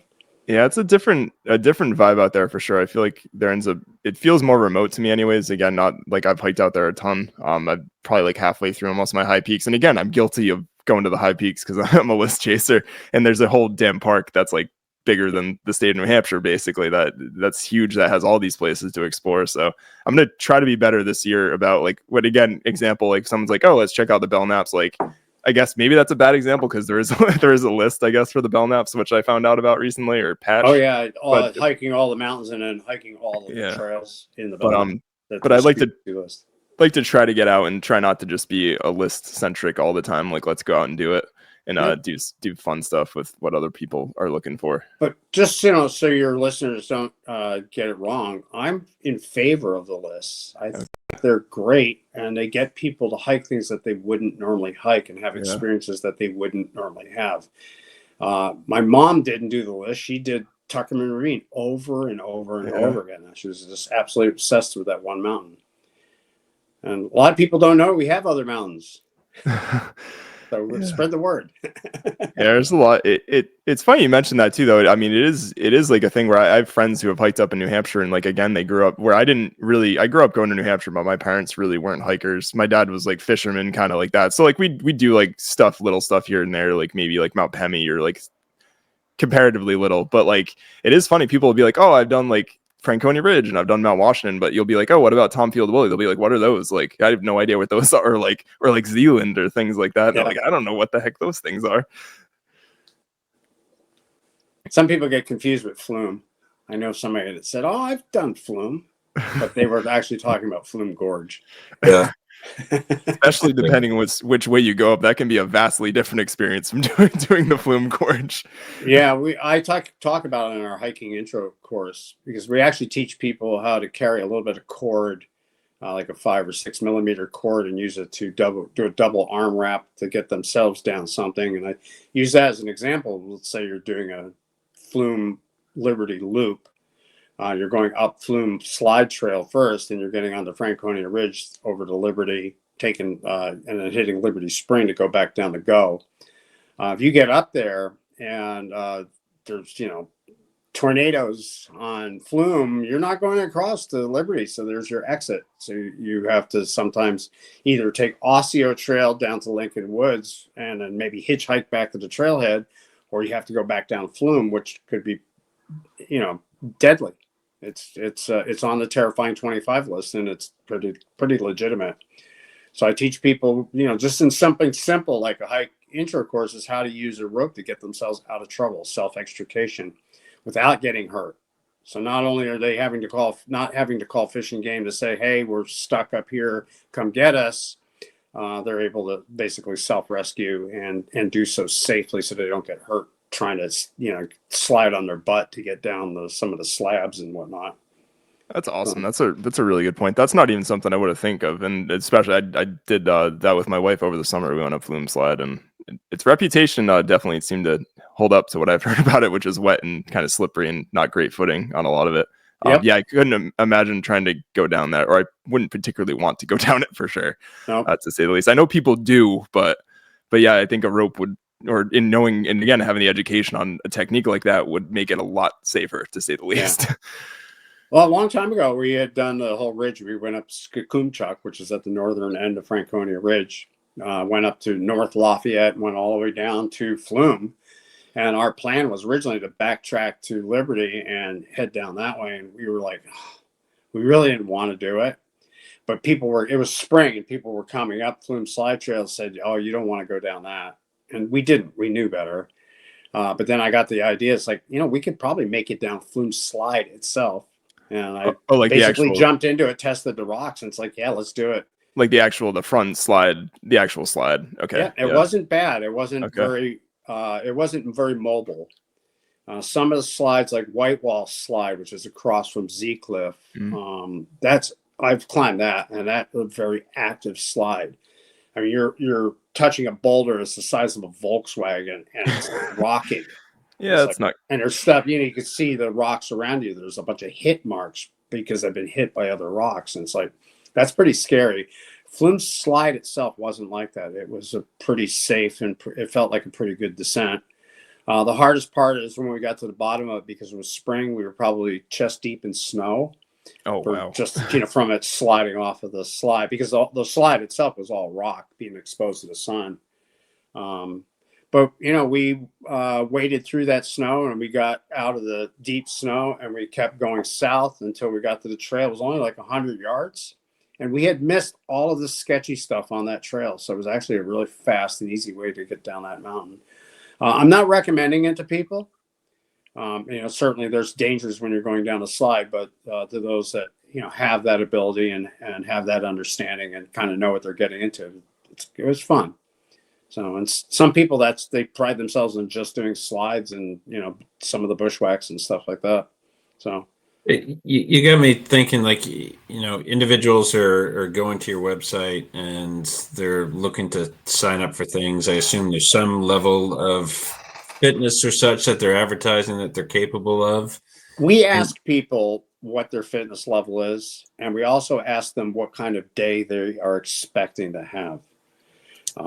So let's say we have somebody who's somewhat fit or not fit at all, wanting to do Mount Washington, but having a relaxed day. That's kind of going to send up a red flag. You're not going to have a relaxed day. It's going to be a hard day. It's probably going to be the hardest thing you've ever done. So, but we do a lot of one-on-one stuff with people. And if we were to put groups together, that would be some of the things that we factor in. And our question on our booking form is basically 4 answers. It's not very fit, somewhat fit, moderately fit, or very fit. And that 4 is intentional, because I want people to have to lean one way or the other, because it's more telling for us versus having a fifth option and somebody just, going into the middle, which kind of like doesn't tell us where they see themselves. We do find that people's fitness tends to be usually slightly less than what they actually put on the form. But they also don't really, not all of them really have an understanding of what they're getting into, how difficult, elevation gain can be. Yeah. So how do you handle, John Doe, who maybe it's like a catfishing or something, says that they're very fit and they want to do Washington going up Huntington's, and they show up and they're in a t-shirt and sandals. Yeah, well, we've tried to prevent that from happening by informing them, and I put them with the guides so they can have a conversation. When they fill out our booking form, they get a 4-page PDF that talks about how to dress and the gear to bring and stuff. So we really are proactive at trying to avoid a situation like that. But we will establish a turnaround time. And if we get to a particular point, Hunting Ravine's kind of a bad example for that, because we're going to go to the top of the ravine. We might not stop, but we're not going to come back down that way if we don't have to. But yeah, we'll tell people, we don't really come up with this time ahead of time. We make a judgment call when we're out there. And it's like, wintertime, a lot of times around 12:30 p.m. where we want people on the summit. If they're not there, we'll turn around and go back, try it another day. The mountain will always be there. That's what they say. Yeah. Yeah, 100%. Cool. Well, Mike, I want to thank you again for sort of coming on. This was really interesting, very insightful. I mean, where's the best place sort of for people to get in touch with you guys? Just go on your website. I'll send a link in the Okay. Use our contact form, or they can, fill out the booking form if they want to do something. We have a weddings page. If they want to get married, they can fill out the form on that page. It's a separate thing. And we have a couple of separate forms, like for wilderness first aid is actually taught by Solo, Stonehouse Open Learning, whatever. And they're the ones that kind of created the WFA, or Wilderness First Aid Program, nationally. So we'll have people that sign up for that and stuff. But yeah, that's the best way to get in touch with us. They can reach out through social media too. Okay. Yeah, I'll try to link out kind of all your places and the website definitely in the show notes, so everybody can sort of check that out. And awesome. I think they should. I think you guys are a great resource. I mean, there's some classes that I probably should have been overdue to take, like with self-arrest, things like that I probably should know if I've gone up Adams and Madison in the winter, frankly. I mean, people don't know what they don't know. Yeah. So, well, your point about just being able to sort of safely descend using a rope down something like the flume slide, I mean, that's something that wouldn't have even come into mind. I would just be like, oh, I'm screwed, basically, and I'll try to go down as safely as I can manage. But it seems like there's maybe some of these skills that could be not simple to learn, but you go to a class and kind of learn them, and they can really save your bacon, as they say, sometime. But the value of some of the stuff we teach is invaluable. If it can save a life. So. Yeah, for sure. We've been credited with that. Somebody did Katahdin, they did a class with us to learn self-arrest, and they had the self-arrest twice. Wow. During Katahdin in the wintertime. And they actually wrote us a nice testimonial saying basically we saved their life. Wow. Another girl was doing the 100-mile wilderness in Maine, and I told her, she got lost doing it, and she had heard my voice in her head telling her to stop, sit down, take out your food, take out your maps, and just don't panic and figure this thing out. And that's exactly what she did. She kind of heard me. And there's a person who died doing the 100-mile wilderness. They were an AT thru hiker, an older woman who got lost going to the bathroom. Wow. And they found her body years later. Yeah, I remember that story, actually. Wow. Yeah. She was 0.6 of a mile, I believe, off trail. Oh my gosh. So close, but far enough away. She's had probably learned that she was supposed to stay put if she was lost. and never leaving. I think that's probably she just grew weak, running out of food or whatever. I'm speculating. Yeah. I feel terrible for her family. Yeah. So. Well, yeah, you can learn good skills. It sounds like they can get you up there officiating them. Don't forget the marriage license and video, kind of your special day, and photography and take photos and stuff. Just a wealth of stuff going on over there at Redline Guiding. And and we wanted to congratulate you again on being nominated to the New Hampshire Outdoor Council. That's super cool. And I'm really proud of that. Yeah, and thank you again for being a part of AVSAR. Of course, being part of the great search and rescue community we're fortunate to have up here in the Whites. And yeah, thanks for coming on and sharing, Mike. This is great. I love the name of your podcast, by the way. Oh, thank you, thank you. Pointless ups and downs. Yes, thank you. Yeah, that was when we kind of started. It was kind of funny. It was a mix of a hiking and we'll say the pointless up and downs of life, but it kind of is morphed into the sort of the more hiking contest. And God knows we have plenty of PUDs in the Whites. So yes. So how long have you been doing this? It'll be almost 2 years. We've Nice. been kind of out. So thank you. Yeah, it's been a lot of fun. It's a good excuse. I think we've gotten less timid about reaching out to people like yourself or whatever, and just being like, hey, do you want to just come on and chat? And hopefully we're not too awkward on here meeting you over kind of the interwebs for the first time and chatting. But we really enjoy it. I love it.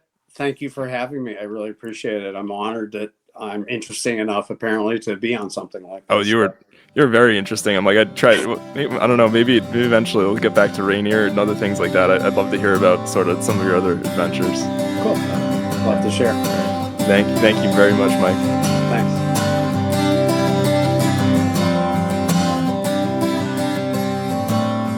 Okay, Paul, so do you have anything for tonight's descent? You been watching anything new?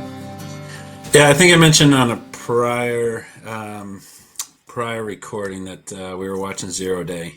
So we finished that off. It was kind of anticlimactic at the end, in my opinion. So this was the one on Netflix. It was a limited series about this kind of potential end of the world type thing with computer viruses and such.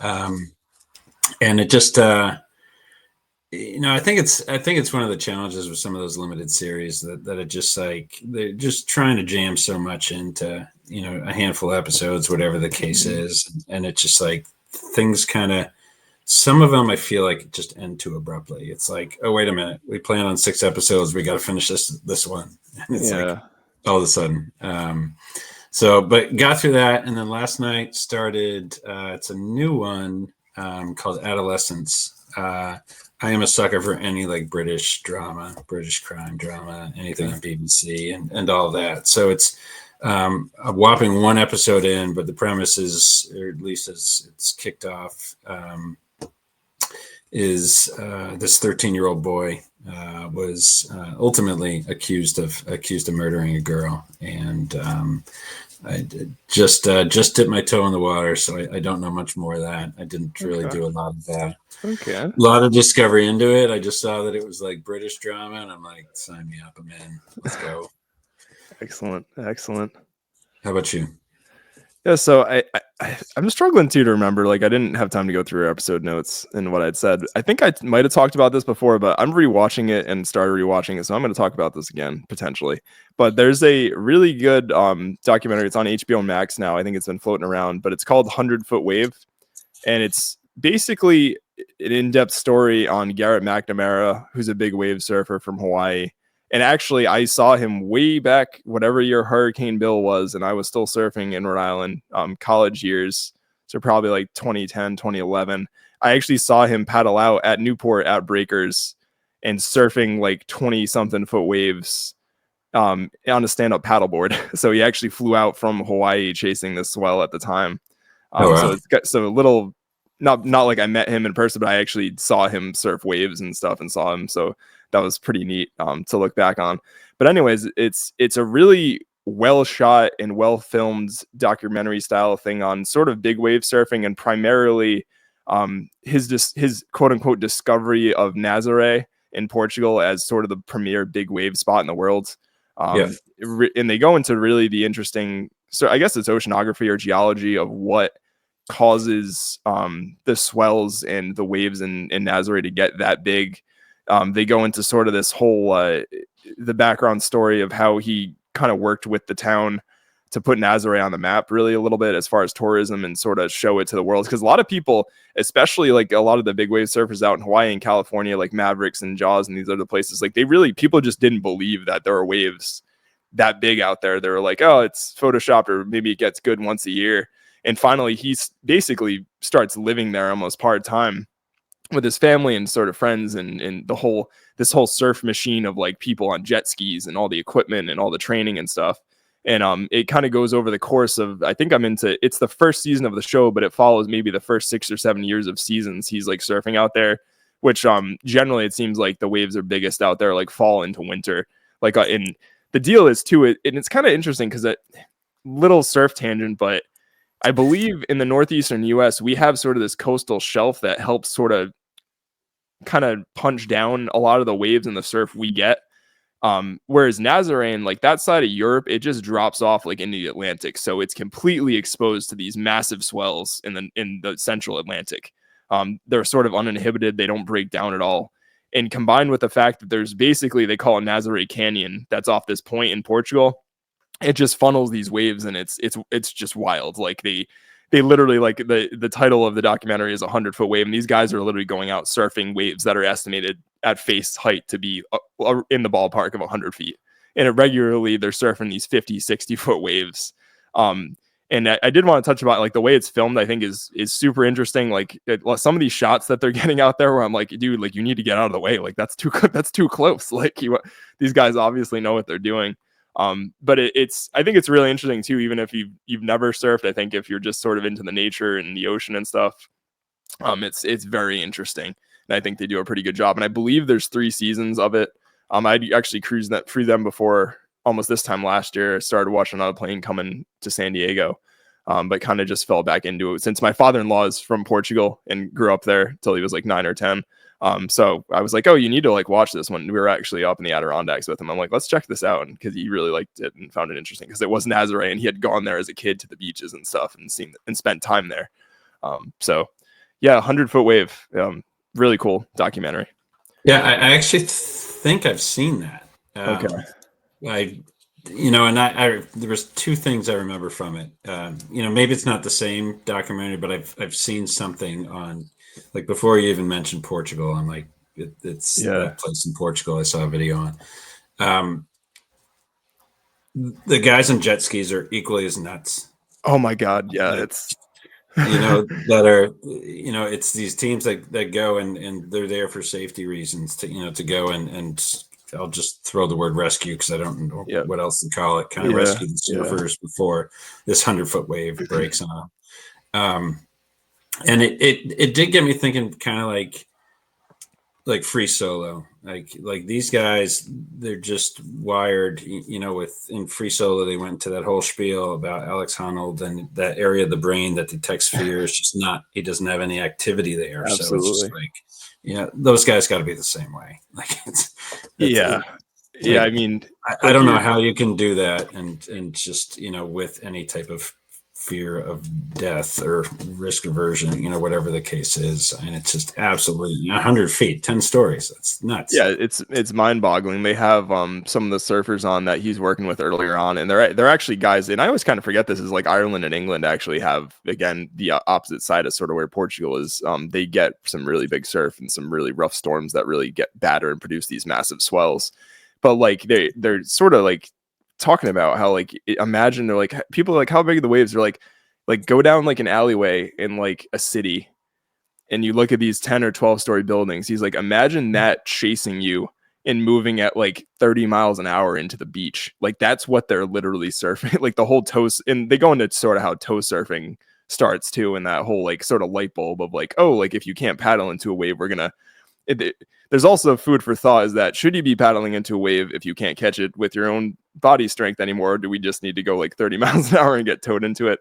I mean, obviously they're doing it, so it's a doable thing. But like you said, it's probably just as fascinating seeing how like a mind of some guy that's doing this like works, and his ability to just not, like you have to not be afraid. Like I do believe there's a comfortability level, but there's a reason there's only a subset in a small percentage of these surfers are like, you don't see Kelly Slater going out and surfing to put like a name maybe people still know. I don't really follow surfing closely anymore, but he's not going out and surfing at these massive big wave spots because the risk reward is just it's too much. And they're talking their training being able to hold their breath for 3 minutes underwater. Like that's nuts. That's crazy as preparation. It's impressive. It's physically impressive too.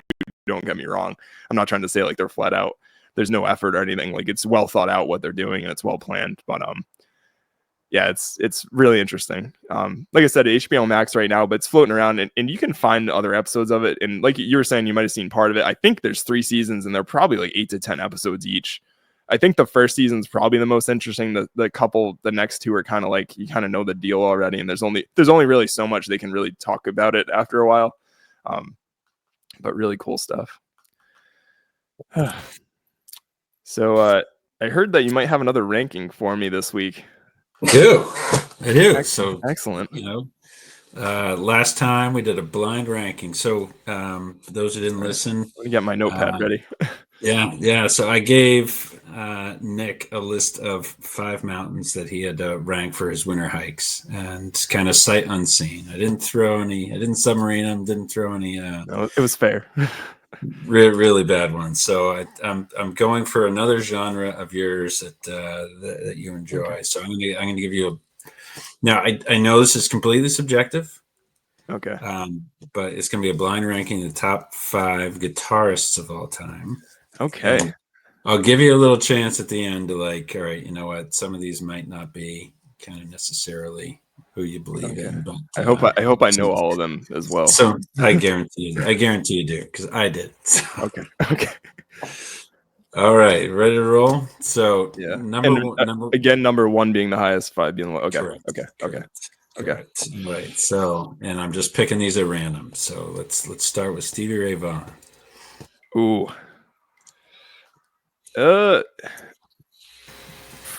It's funny because I'd probably put him at number 1. Like, to be honest, I don't think there's a lot of people. I'll put him at 2. Because I want to see who else you have on there. He was an incredible guitarist. I don't know how much people know about him. He died, I think, when he was 27, 28. Helicopter accident, I think. I think that's right. But a fantastic blues rock guitarist. His cover of Voodoo Child is in many movies that I've seen before. And he had this sort of raspy voice, but fantastic guitarist. One fun thing about him that I will mention is that I think he technically was like 5'5" or 5'6". He was kind of not a small dude, but on the shorter side. And he used to wear like giant boots. So like on stage, he'd be like 6'2" when he was meeting people, which I thought was kind of funny. And like it's funny how the people's egos are, because like the dude shredded on guitar, but he's like, I'm very self-conscious about my height though, so I need to boost my altitude a little bit here. Like it wasn't good enough that he was incredible at guitar. But anyway, that's my Stevie Ray Vaughan spiel, but I'll put him at number 2. We all got something with we're sure. Self-conscious about. All right, next one up, Eric Clapton. I'll throw him at number 4. I love Eric Clapton. I respect him. I don't think he's as good as some other people. Like, I mean, I'll catch the flack and the hate for that. He's got a lot of good songs. He hasn't actually written a lot of the songs I believe that actually he's probably known for. You got Tears in Heaven, which I believe he wrote. But if you go back to like the stuff he did with like Derek and the Dominoes, or like with the band that he did Layla with, I forget if that's Derek and the Dominoes. But I mean, obviously he's a rock icon. Like he's got that going for him. I personally think from a technical standpoint, he is not in my top 5 favorite guitarists, but I'll put him at 4 because he's fairly legendary. Okay. This is subjective. So it is. You could argue about any of these guys. So we got Stevie Ray Vaughan at 2 and Eric Clapton at 4. So you got 1, 3, and 5 to work with. Next up will be Jimi Hendrix. I'll throw him at number 1. So I love Jimi Hendrix. I'm totally nostalgic, not from a sense of I grew up in the 60s and the 70s, but I still remember the first 2 CDs I ever bought on my own. One was the Jimi Hendrix Greatest Hits, and I bought Thrice's album, The Artist in the Ambulance. So Purple Haze is the first guitar riff I ever learned how to play in guitar, along with Voodoo Child and a bunch of other stuff. Could never hold a candle to Jimi Hendrix, to say. I think if he had lived, again, one of these guys, kind of like kicking back to our music moment that unfortunately passed away, But I think if he had lived on, it would have been very interesting to see what he would have gotten up to, because he was just way ahead of his time, I think. So I'll put him at 1. All right, love it. All right, so we got 3 and 5. Jimmy Page. Trying to think who else you could pick for 3. It's tough. You got me all torn up here, Paul. You got me all torn up. I'm gonna put him at 5. So I would swap him with Eric Clapton if I could. But again, I think he's a great guitarist. Obviously, the guitar from Led Zeppelin, so that's pretty hard to argue with. Pretty iconic.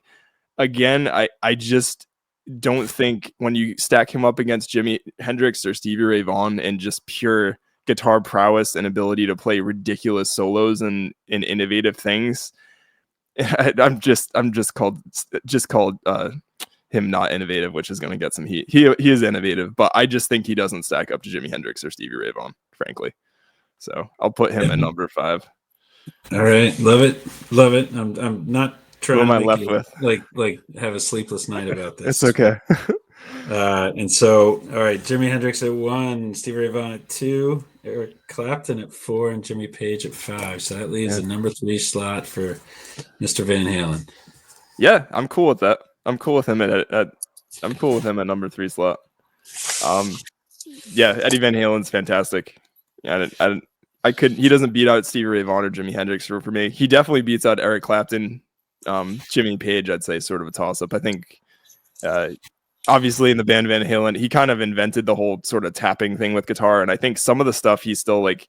I was listening to there's a song on the Twisters soundtrack that I always go back to, like Twisters, like the 90s movie, but there's a song in that Humans Being that Van Halen came out with like in like probably the 80s or the 90s, and the guitar solo on that song is just sick. Like I love it, and it's just one thing I'll give Eddie Van Halen is when you hear him, you immediately know it's him. Like he has a very distinctive style, which I think is super cool. Like a lot of people who probably don't even consider themselves like, oh, I'm into guitarists or whatever. Like you can hear him play a solo and you're like, oh, that's him. Like, cause I think he played with Michael Jackson, I think as well. Right. And stuff way back. That sounds right. Songs. Yeah, I think he did, but it's like, right. It's some pop artist. I think it was Michael Jackson, but like you can hear him play and you're like, yeah, that's Eddie Van Halen. Like it's definitely him. I like that. This was cool, Paul. I like these rankings. Any I know it is subjective. Is there if you had like one that you might want to like put in that might have been like a big influence on your playing? I'd say maybe. Or is this 5 like concrete? I mean, influence on my playing, I'd probably put David Gilmour from Pink Floyd in there. I think he also has a very distinctive sound, even though maybe not the most technical guy.